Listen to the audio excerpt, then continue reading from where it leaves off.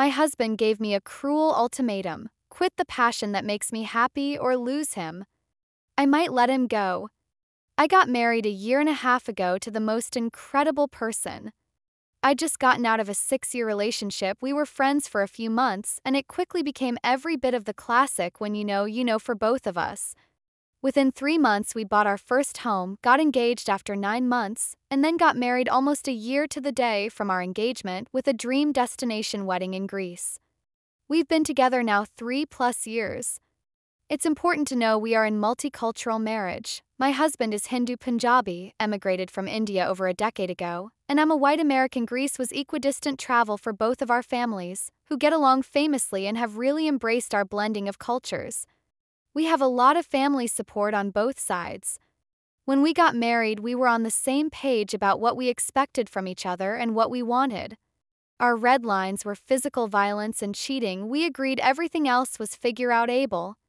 One of those things we agreed on was fitness, and early in our relationship we worked out together constantly, went on runs, etc., and we talked often about our mutual desire to continue to cultivate a long, healthy life together. A few differences to note. He grew up in a household with very traditional gender roles in India. His father was verbally abusive to his mother, would go days giving her the silent treatment. My husband has been open about how witnessing this affected him growing up. His parents have worked it out over time, but his mom has shared openly about this dynamic with me. His father rarely has to lift a finger at home but worked very hard to provide for the family. Very traditional Indian culture. My husband has 2 sisters who both take a more modern approach to their relationships, and that seems to be accepted within the family. My parents split responsibilities 50-50 as often as possible. Both worked full-time. They've always been best friends, and I rarely saw them argue. My husband is easily triggered and very reactionary, works on it in his own way but refuses to try individual therapy. Shortly after we got together, we moved to a new state for his job about an hour north of the city where we met/had lots of friends. He worked a mid-shift at the time and wasn't getting home until 1 to 3 a.m. the first year of living in our new state. The hour drive made it harder to see friends regularly, and I was home alone all the time. Integrative nutrition and movement gave me my life back a few years ago after being diagnosed with a chronic illness, so after about a year of living in our new state, I found a local fitness studio to start taking classes to tone up for our wedding and meet some friends. My husband has had on-off issues with marijuana, very all-or-nothing kind of person, no balance when weed is in the house, so that started to creep back in just before we got married. It's a daily fight for him, and I'm here to help him through it. Every few months, he relapses, goes on a bender, and then realizes it sends him into a deeper depression. Being loved by a supportive partner gave me another level of confidence. I felt like I could pursue just about anything and we'd somehow make it happen. I'd been a fitness instructor in college and had always wanted to pick it back up, so with his late-night schedule, I signed up for a yoga teacher training program and started the weekend we returned from our wedding. It was every other weekend intensives and a big time commitment, but I made a point to try my best to nurture our free time together. I ended up loving teaching yoga, made lifelong friends, and was the first in my cohort to be offered a job right after training at the studio. Teaching at this studio is highly competitive. Usually you have to do a mentorship, but they let me get right on the schedule. I was thrilled.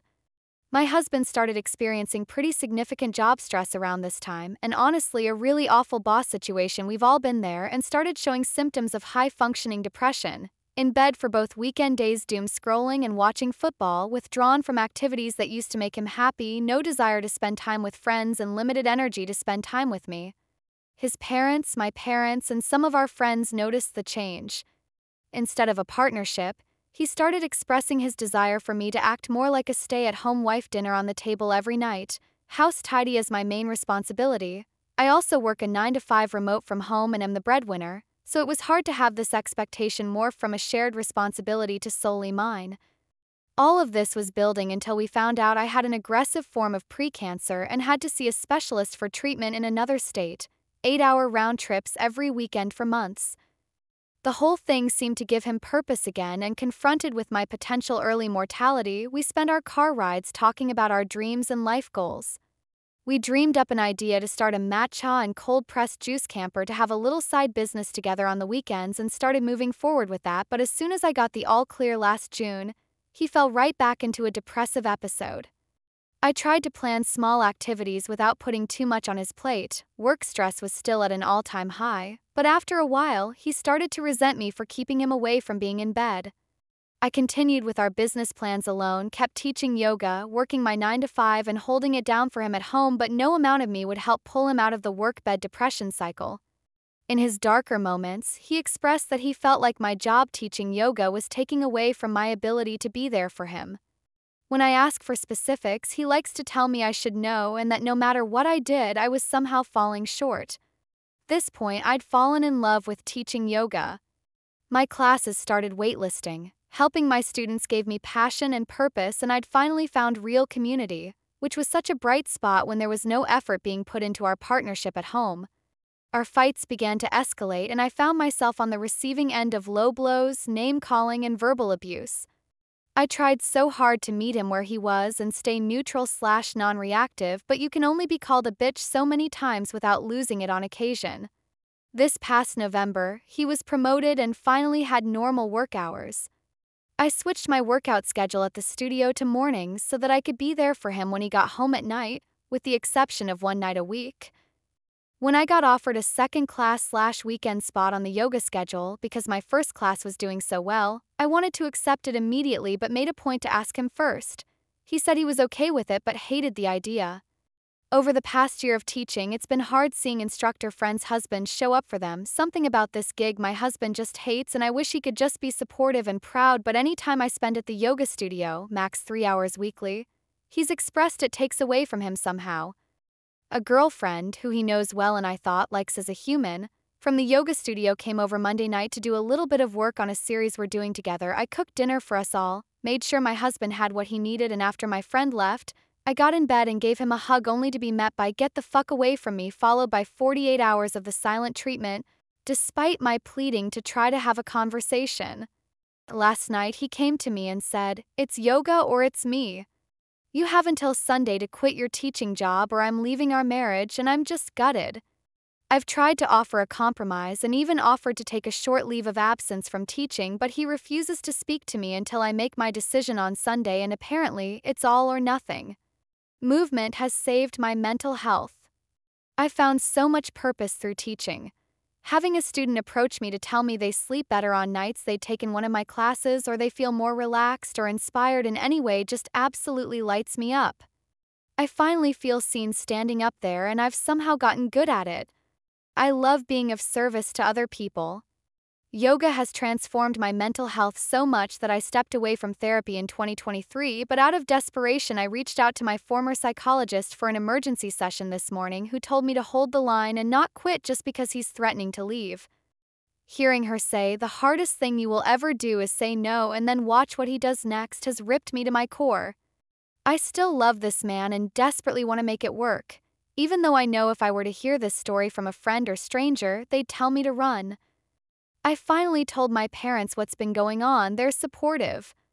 I quietly reached out to his sister, who reassured me that we are family and they'd knock some sense into him, but am I missing something here?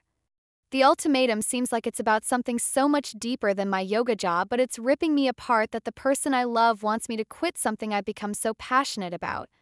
Not sure what my next move is, but I'd love to hear any takes from fellow internet stranger friends. Edit. I have asked him to seek individual and marriage counseling. The ultimatum he gave is totally rooted in an attempt to control me. My current plan is to give him options, one of those options being therapy or mediation of some kind. Related comments. It's interesting how you start your post with, "I married the most incredible person," but the rest of your post is about how he's stripping away your sense of self and your coping mechanisms and resorting to unhealthy and destructive coping mechanisms of his own. Seems he only reverted back to this incredible person you married when you were very sick and needed him. This man wants a woman who depends on him for her every need and has no life outside of him. That is not you. It's okay to admit you misjudged someone and made a mistake marrying him. I agree with your therapist. You need to tell him no. If he leaves over this, it's better you know now before you have kids. If he doesn't leave and backs down on his threat, you still need to consider your future, because this isn't it. He even admits that he's been verbally abusive, on top of other behaviors she may not recognize or acknowledge as abuse. She describes him as easily triggered and very reactionary before anything she clocks as abuse came out, so I'd be willing to bet some of those reactions were red flags for abuse if not abusive.